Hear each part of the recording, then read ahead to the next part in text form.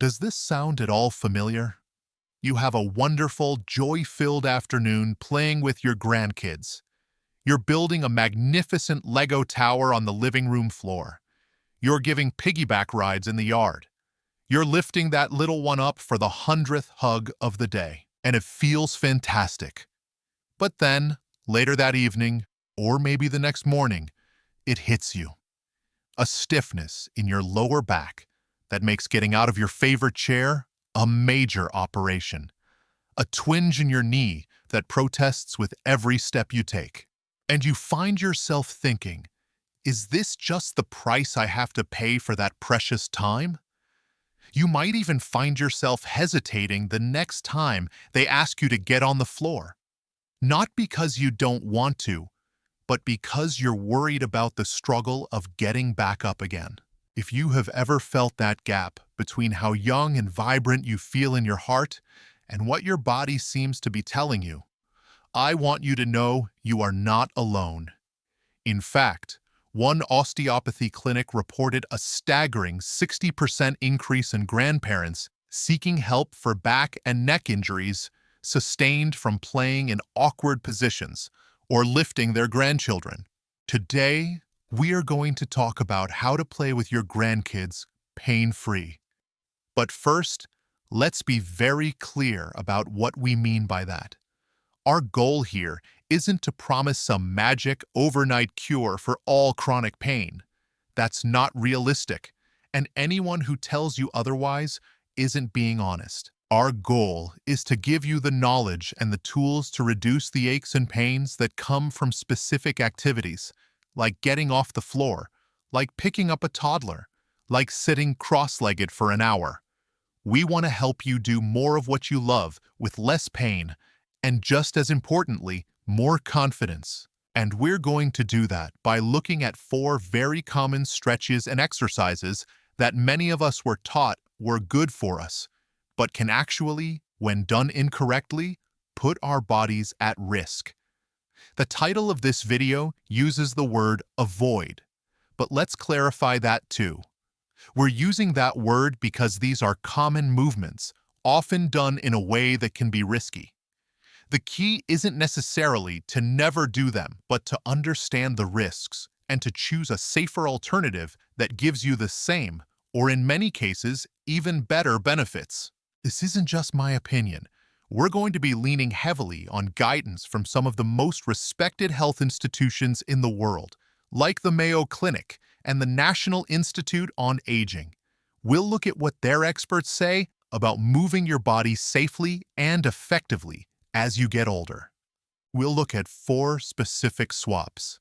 We're going to replace a classic but risky hamstring stretch with one that protects your lower back.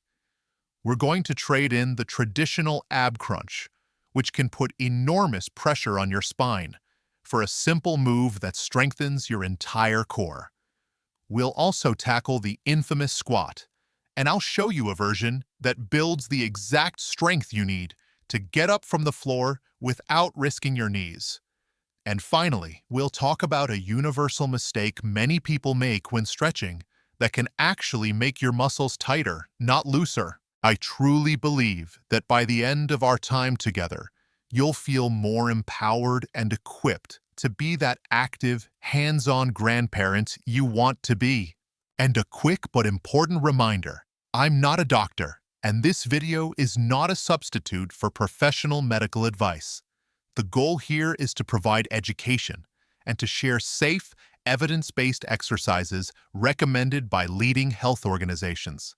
If you have chronic pain, a recent injury, or any health conditions, please talk to your doctor or a physical therapist before starting any new exercise program. They can help you tailor a plan that is perfect for your unique body. All right, let's begin with our very first swap. This one is perhaps the most iconic stretch in the world, something we were all probably taught in gym class back in school. It's the standing toe touch. The idea seems simple enough. You stand up, lock your knees, and fold your body in half until you can touch your toes, feeling that deep pull in the back of your legs. We do it because we feel tightness in our hamstrings, those big muscles that run up the back of our thighs. And having flexible hamstrings is important. It helps with walking, bending, and can even influence back pain. So the intention behind this stretch is absolutely correct. We want to loosen up those tight muscles. The problem is the execution. When most of us do this stretch, especially if we're already a bit stiff, we don't just bend from the hips, we round our entire spine. Think of your spine as a beautiful, carefully designed tower of blocks. In between each block is a soft, spongy cushion, your vertebral discs. When you stand up straight, the pressure is distributed evenly across those cushions. But when you round forward aggressively, especially with straight legs, you're putting a tremendous amount of forward-bending pressure, or flexion, on the lower part of that tower. The ligaments in your lower back get overstretched, and you put shear force on those precious discs. This is why so many people say, "I just bent over to tie my shoe, and my back went out." It's often not the one event, but the repeated unsafe bending that sets the stage for injury. A myth we're often told is that you need to lock your knees to get a good hamstring stretch. But as we now know from experts at places like the Mayo Clinic, this common advice can do more to strain your lower back than to actually help your hamstrings. A gentleman I know, a wonderful grandfather named Frank, was an avid gardener. Every single morning, before heading out to tend his beloved tomatoes, he would do his little warm-up routine. And the centerpiece of that routine was the standing toe touch. He'd bounce a few times, trying to reach a little further each time.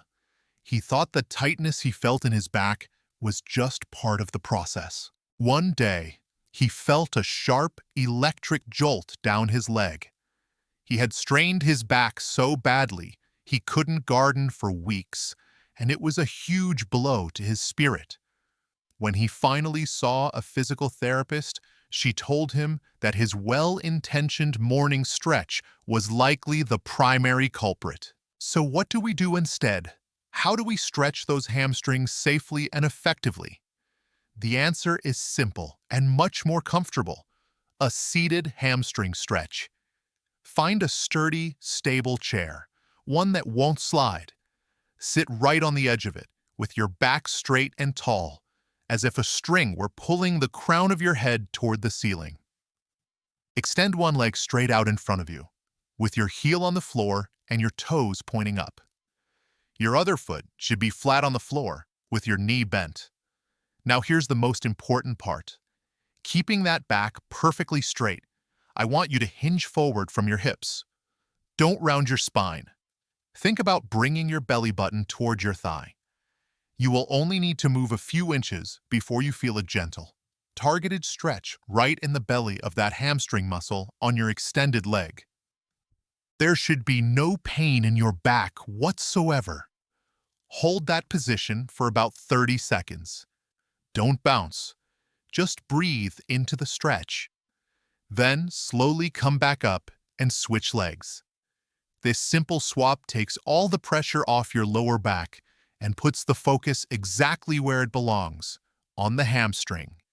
It's a smarter, safer, and ultimately more effective way to gain the flexibility you need. As a general rule, if you feel a sharp, shooting, or electric pain down your leg during any stretch, that's a red flag. That could be nerve irritation, and it's a clear signal to stop and consult with a doctor or a physical therapist. Now, keeping the back safe during a stretch is one thing, but what about strengthening the very muscles that are designed to protect our spine all day long? This brings us to our second big swap, which targets a movement many of us were taught was the absolute gold standard for a strong stomach and a healthy back. I'm talking about abdominal crunches and full sit-ups. For decades, we were told that if you want a flat stomach or a strong core, you need to lie on the floor and do hundreds of these. And again, the intention is spot on. A strong core is absolutely vital for seniors. It's our body's natural corset. It helps with balance. It protects our spine when we lift things, like a grandchild or a bag of groceries, and it's a key component in preventing falls. The desire to strengthen these muscles is a very, very good thing. The problem, however, is that the traditional crunch creates the exact same risky spinal movement we just talked about with the toe touch. Repeated, loaded spinal flexion. Think about it. You're lying on your back and curling your spine up over and over again. Stuart McGill, who is one of Vishwa's leading researchers on spinal biomechanics, conducted famous studies on this. His lab found that a traditional sit-up can place over 3,300 newtons of compressive force on the spine. To put that in perspective, that's about 750 pounds of pressure. This is a level that some occupational health guidelines consider unsafe and a risk for injury. Every time you do a crunch, you're essentially bending a credit card back and forth. Eventually, it's going to weaken and break. For our spine, that can mean putting undue stress on the discs, potentially leading to bulges or herniations over time. So we want to build a strong core, but we need to do it without repeatedly bending the spine. How do we do that? We swap the risky crunch for one of the safest and most effective core exercises recommended by physical therapists everywhere: the bird dog. This exercise might look simple, but its power lies in its ability to strengthen the entire core musculature, the abdominals in the front, the muscles along your spine, and your glutes, all while keeping your back in a safe, stable, neutral position. To do it, you'll start on your hands and knees on the floor. If the floor is uncomfortable for your knees, feel free to use a folded towel or a mat. Your hands should be directly under your shoulders, and your knees directly under your hips. Your back should be flat, like a tabletop. Imagine you have a glass of water resting on your lower back, and your goal is to not spill a single drop. Now engage your abdominal muscles by gently pulling your belly button in toward your spine. Slowly, and with full control, extend your right arm straight out in front of you, and your left leg straight back behind you. You're reaching in opposite directions. The key is to keep your torso and hips perfectly still and level. Don't let your hip hike up. Hold this position for a few seconds, breathing normally. Then, with that same slow control, bring your arm and leg back to the starting position. Repeat on the other side, extending your left arm and your right leg. That's one repetition. Aim for about 8 to 12 repetitions in total. This move teaches your core to resist twisting and bending, which is exactly its job in real life. It builds true, functional strength that protects you when you're moving around, playing, and living your life. This isn't about getting a six-pack. It's about building a suit of armor for your spine. All right, let's just take a quick pause here. We're halfway through our 4 major swaps. We've already learned how to trade the risky toe touch for a safe and effective seated hamstring stretch to protect our lower back. And we've replaced the spine-compressing ab crunch with the brilliant bird dog exercise to build a truly strong and stable core. These are 2 powerful changes that can make a huge difference in your daily comfort and confidence. If you're finding this guide helpful and you're having some aha moments, I would be so grateful if you took just a moment to tap that like button below this video. It doesn't cost you anything, but it tells YouTube that this is valuable information, and it helps get this message out to other grandparents who might need to hear it. Thank you so much for that. Now let's get back to it. A strong, stable core is the foundation for almost every movement we make, especially the one that so many of us dread: getting up from a low chair, or even more challenging, the floor. And to do that safely, we need strong legs. This brings us to our 3rd swap, which addresses the most famous and perhaps most feared leg exercise of all, the squat. You've probably heard conflicting advice about this one. Some people say you should never ever squat if you have bad knees. Others say it's the best thing you can do for them. So what's the truth? Well, the truth is nuanced.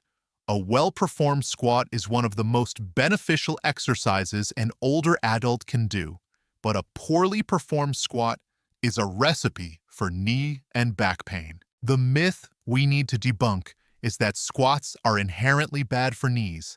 In fact, major studies on older adults, including those with osteoarthritis, have shown that performing squats correctly can strengthen the muscles that support the knee joint, your quadriceps and glutes, which improves stability and can actually reduce pain. The danger isn't the squat itself.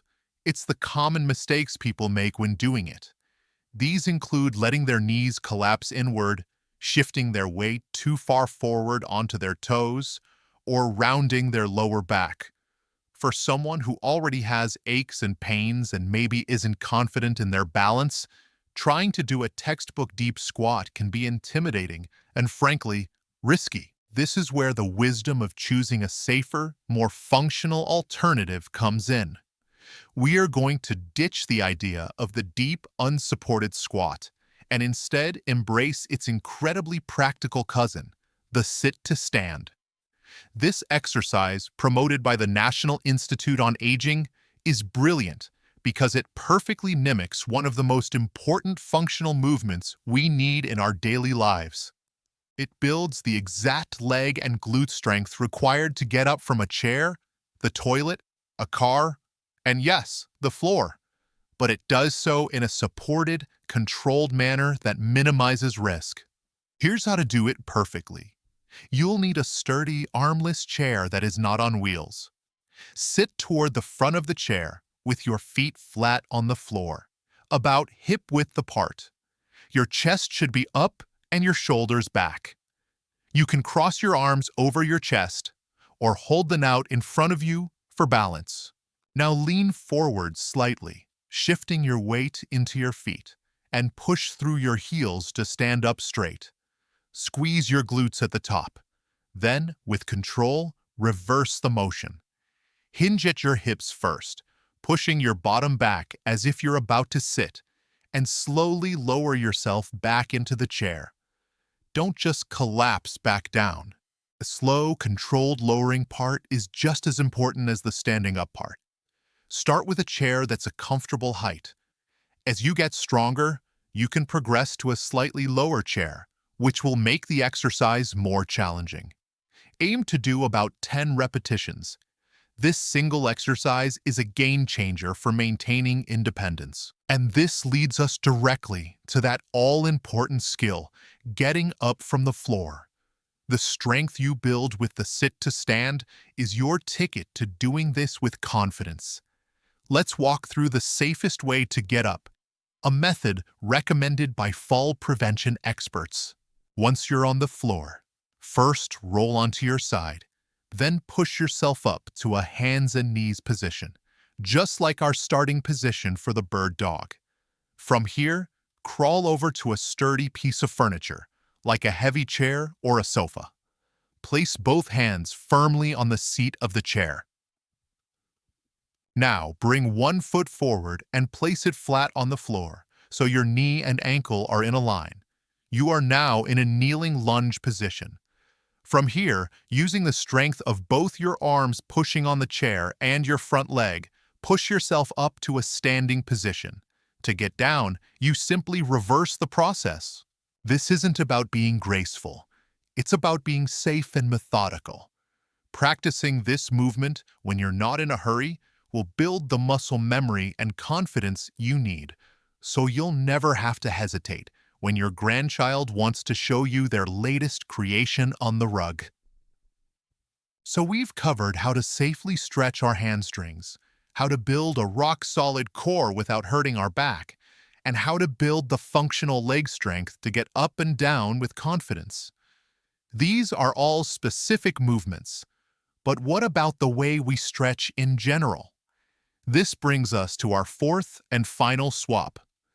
This isn't about a specific exercise, but rather a fundamental principle of stretching. We need to avoid ballistic or bouncing stretches and instead opt for gentle, static holds. You've probably seen this before, or maybe even done it yourself. Someone is stretching their hamstrings or their shoulders, and they're bouncing, trying to push a little deeper into the stretch with each little jolt. It feels like you're accomplishing something, like you're actively forcing the muscle to lengthen. The intention, once again, is good. You want to increase your flexibility. However, your muscles have a built-in safety mechanism called the stretch reflex. When a muscle is stretched too quickly or too forcefully, as it is during a bounce, this reflex kicks in, causing the muscle to instinctively contract and tighten up to protect itself from tearing. So that bouncing motion is actually counterproductive. It's sending a panic signal to your muscle, telling it to tighten up, which is the exact opposite of what you want to achieve. At best, it's ineffective. At worst, it can cause tiny micro tears in the muscle fibers, leading to soreness and potential injury. I remember my high school gym coach, a very well-meaning but old-school guy. He would have us all doing bouncing stretches before every activity. We'd be bouncing to touch our toes, bouncing to stretch our quads. It was just considered the way to warm up. But modern exercise science, like the guidelines published by the Mayo Clinic, has shown us a much safer and more effective way. The superior alternative is the static stretch. This is where you gently and slowly ease into a stretch until you feel a light pull or a feeling of tension in the muscle. You should never feel sharp pain. Once you find that point of gentle tension, you simply hold it. You don't bounce. You don't push further.